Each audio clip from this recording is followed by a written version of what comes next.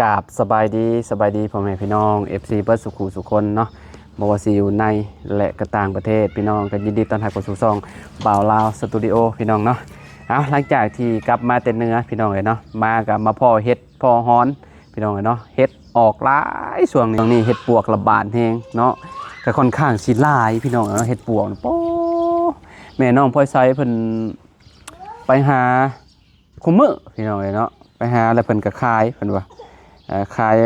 ายน้ำบ่หรือว่าจังใดนี่ก็บ่แน่ใจปานใดพี่น้องเนาะโอ้เพิ่นล่างเฮ็ดอยู่พี่น้องเนาะพี่น้องเนาะหลังจากที่ลงมาแต่เนื้อก็เฮ็ดระบาดพี่น้องช่วงนี้บ่ว่าอยู่บ้านใดเนาะโอ้หลายขนาดเลยพี่น้องสุดยอดน่ะคนหายหมานเกินขายน้ำบ่นี่น่ะบ่ขายดำโลดำใดเนี่ยแหละเมื่อวานนี่เจ้าได้ลายบ่วันนี้ก็ได้ประมาณ3 โลกว่า3 โลปลายโลเท่าใดฮะอยู่บ้านเท่านั้นน่ะ100,000ประมาณ160 บาท100ปลายเนาะโอ้คนหลายบ่อยู่ในป่าหลายแล้วบางคนก็เอาเป็น5ไปตั้งแต่ 4 โมงเช้าพี่น้องเอ้ยเนาะตั้งแต่ลูกเช้ายังบ่ลุกน้องพ่อชายยังบ่ลุกครับเพิ่นไปเมื่อวานนี่ก็ได้3 โลพุ่นน่ะมื้อนี้ได้จักโลนะนี่เจ้าว่าฮอดบ่อันจาก2 โล 3 โลฮะดอกจุ่มมื้อเช้านี่ได้ซัพพอร์ตได้หลายอยู่เนาะซัพพอร์ตเนาะอันนี้ก็ประมาณโลไปหรือ2 โลนี่แหละซีออนแต่ตอนเก็บแล้วมาล้างขี้ข้านข่อยล้างแล้วคาดแล้วคันบ่ได้ขายพอของซัพพอร์ตเพิ่นก็ขายเพิ่นส่วนหนึ่งเนาะส่วนหนึ่งก็เก็บแม่นกินได้จักแสนมันนี่300,000ไปโอ้300,000 500 กว่าบาทเลย380,000 500 กว่าบาทเนาะโอ้ก็ถือว่าค่าแรงขั้นต่ำหมดแล้วนี่คะแนนว่าเฮ็ดงานอยู่ฝั่งไทยก็ได้ถ้ามันออกก็พอไปหาอยู่เด้พี่น้องเอ้ยเนาะมันบ่ได้นะมันเกิดในป่าเด้อยู่ในนาออกลายบ่ในนาฮะลายอยู่ลายบ่อนออกแต่ว่ามันในนาอะไรลายลีลองมันโมมีในนาเฮามันมีหลายบ่อนได้มันสิมีบ่อนในคันนาน่ะต้นบักเดือน่ะออกลายบ่ต้นบักเดือบ่ลายปีนี้ได้บ่อนจาก10 ชาวดอกว่าลายอยู่เนาะพี่น้องเนาะน้ำมองหันได้น้ำมองแถวหน้าหัวโพนน่ะหัวโพนน้ำมองเทียงมันออกลายเนาะ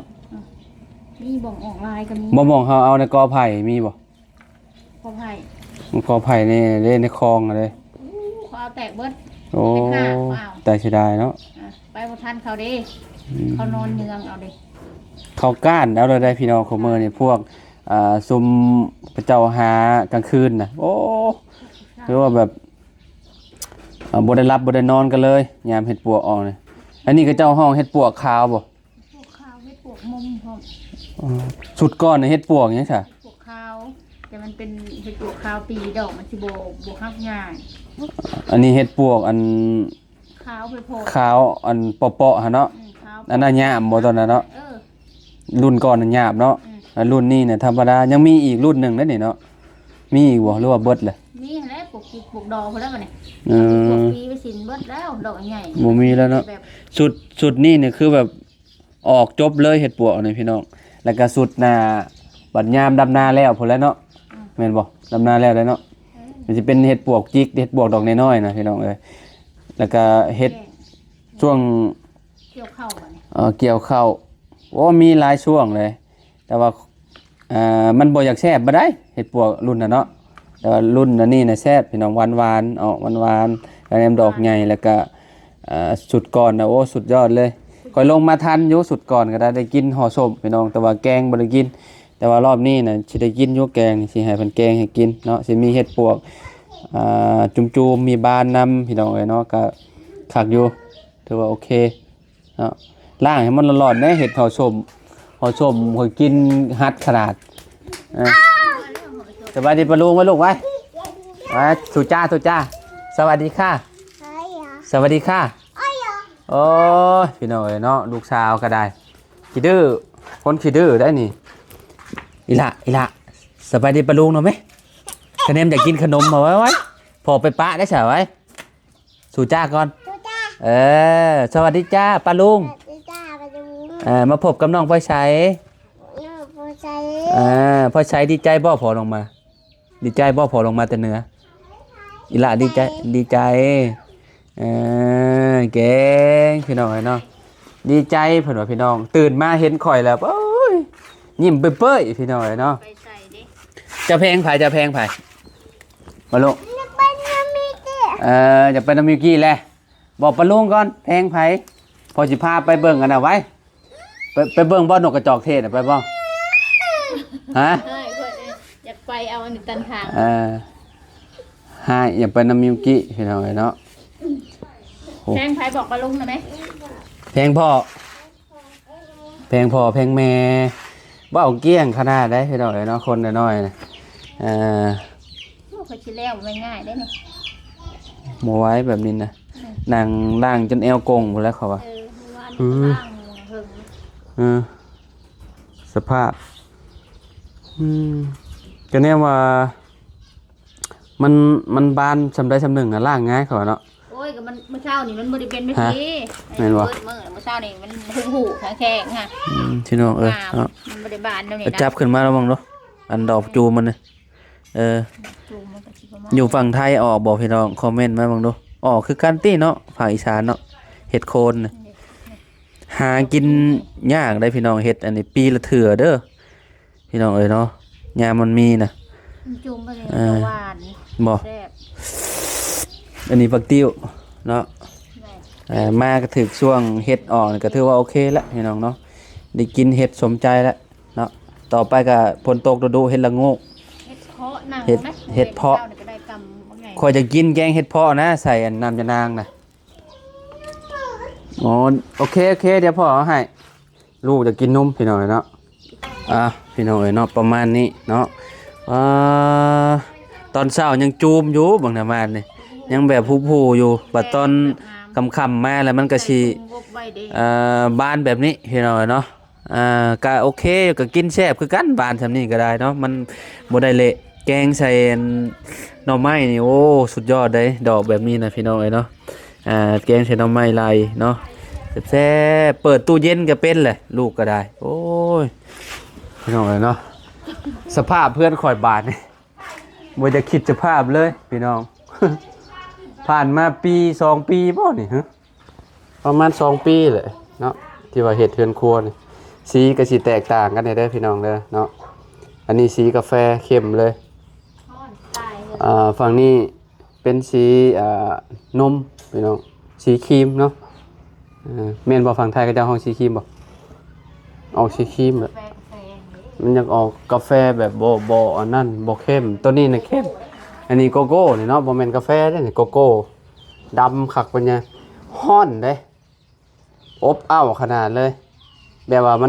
มันสีมันโบสว่างตาเด้เฮือนหลังนี้สร้างขึ้นปี2019เฮ้ย19หรือ17 17พี่น้องลง ได้อยู่ประมาณ7 ปีได้บ่ฮะ7-8 ปีที่เข้ามาเนาะ17 18 19 20 21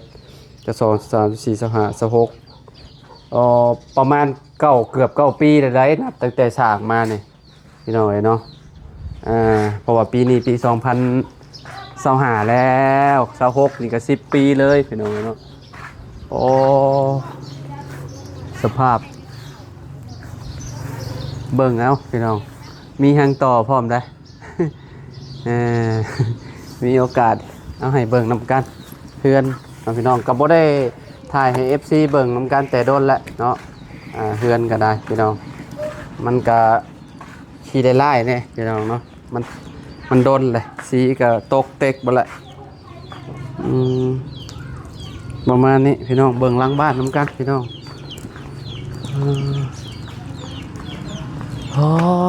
พี่น้องเลยเนาะ หลังบ้านก็สิมีปลูกต้นมะขุ่งไว้เด้อพี่น้องปลูกหมากดกได้ทำสิกินต้นมะขุ่งในเฮือนข่อยนะ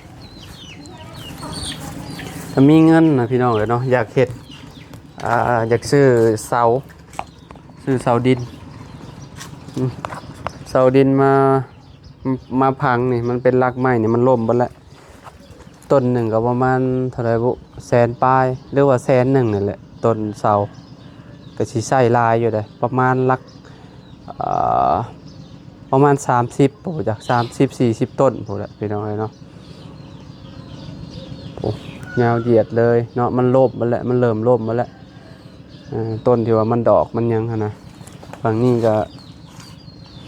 ชุดมองห้องน้ำนี่แหละเนาะพังมาแต่พุ่นเลยเนาะพี่น้องเนาะ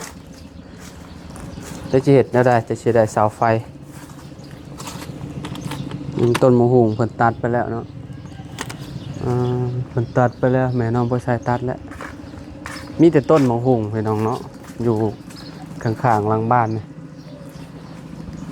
เพื่อนก็บ่ได้เป็นตาโอ้แตกหักปัญญา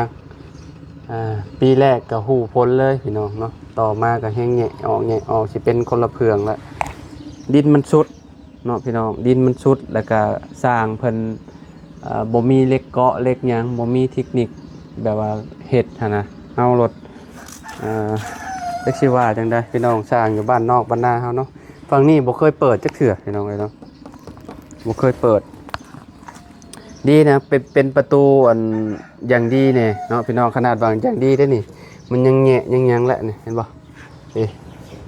โอ้มันยับออกมาบักหลายๆเนี่ยโอ้ยับออกมาขนาดเลยเฮือนครัวกับบ่ได้เห็ดกินครับบ่ได้เห็ดกินอยู่ในเฮือนครัวมีแต่ไปเห็ดอยู่เฮือน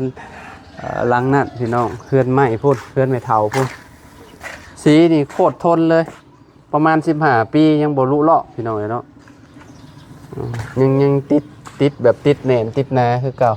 คะแนนมันเบิดคุณภาพมันก็สิเพาะออกแบบนี้เริ่มแล้วเห็นบ่พี่น้องมันเริ่มสิแกะออกเองแล้วเนาะก็สิหาซื้อสีใหม่มาทาอีกแล้วเสียเงินอีกแล้วนี่อันนี้เป็นต้นมังมี่บ่จับแม่จับมันเป็นหยังพี่น้องเนาะสงสัยแบบยางมันลายบ่เลยแนวใดปีนี้เฮาบ่ได้กินฮอดหมากเลยตายโคโลเลยพี่น้องเนาะหล่นลงยามใดก็คือบ่ได้กินเลยนะมันหล่นคักที่จริงมังมี่มันดกขนาดเลยพี่น้องโคตรดกเลยมังมี่ดกคักดกแน่เนาะแต่ว่าบ่ได้กิน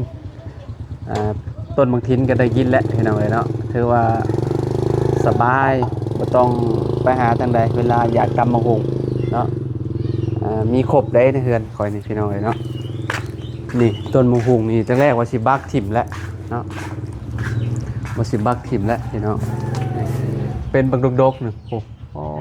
แม่พ่อชายปลูกพี่น้องเนาะเพิ่นปลูกเพิ่นว่าแรกๆเพิ่นเอาไปสิตัดถิ่มแล้วตอนมันยังน้อยนะบัดพอมันใหญ่ขึ้นมาเพราะว่าหมากเต็มอยู่เอาออกบ่ได้แล้วบาดกินหมากมันเบิดพุ่นแล้วนี่ต้นนี้ก็ได้มันกว่าเป็นนี่เลยโอ้ยต้นน้อยๆก็ได้สภาพรถค่อยมาแต่เหนือพี่น้องโอ้อยากสิว้าวจำรถเก่า100 ปีพี่น้องเลยเนาะสภาพมันทางล่างแห้งคักโอ้ประมาณนี้ทางต่อเขาก็เอามาใส่พี่น้องเนาะทางต่ออยู่ในเฮือดนี่นะนี่เอามาแต่อยู่วัดมันเป็นทางต่อห้างพี่น้องเนาะขอน้ำยาเพิ่นเนาะเอามาแขวนไว้แต่โดนแล้วแหละเป็นปีแหละประมาณนี้แหละเฮือนข่อยก็ได้พี่น้องเนาะขี้ไล่พี่น้องเนาะตอนแรกๆคือว่างามบัดนี้โอ้สภาพมันหญ้าก็ลายงามนี่เครื่องตัดหญ้าก็ตายแล้วบ่จักเฮาบ่ได้ติดเครือ เดี๋ยวจักมือก่อนว่างๆพุ่นแหละเด็กบ่ดนนี่ก็ขึ้นเนื้ออีกแล้วพี่น้องเอ้ย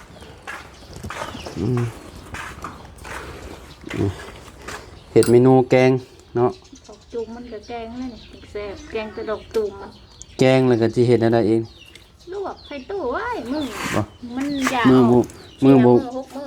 อยากกินก็เอามากินมือบ่มีหยังกินเนาะมื้อกินหายังบ่ได้ดอกแกงหน่อไม้แกงเฮ็ดใส่หน่อไม้ซะแกงหน่อไม้แกงเฮ็ดไปซะแหละถ้าว่ายามนี้น่ะอยากกินแกงหน่อไม้อันนั้นหน่อไม้ไหลแล้วก็อันนั้นไปซะพี่น้องเอ้ยเนาะถ่ายให้ FC เบิ่งคร่าวๆพี่น้องเนาะช่วงนี้ก็เฮ็ดระบาดอีกพี่น้องเนาะบ่ว่าสิอยู่ไสพี่น้องก็เจ้าขายโลละแสนหรือว่าโลแสนปลายบัดก็เจ้าหักไปไปก็ได้พี่น้องเนาะแสน10แสน20นี่แหละพี่น้องเอ้ยเนาะประมาณนี้แหละเนาะโอเคพี่น้องไว้พอกันใหม่เด้อสำหรับคลิปนี้เนาะขอกล่าวคำว่าสบายดีและสวัสดีพี่น้องพ้นตกมาแล้วไปพี่น้องเนาะโดย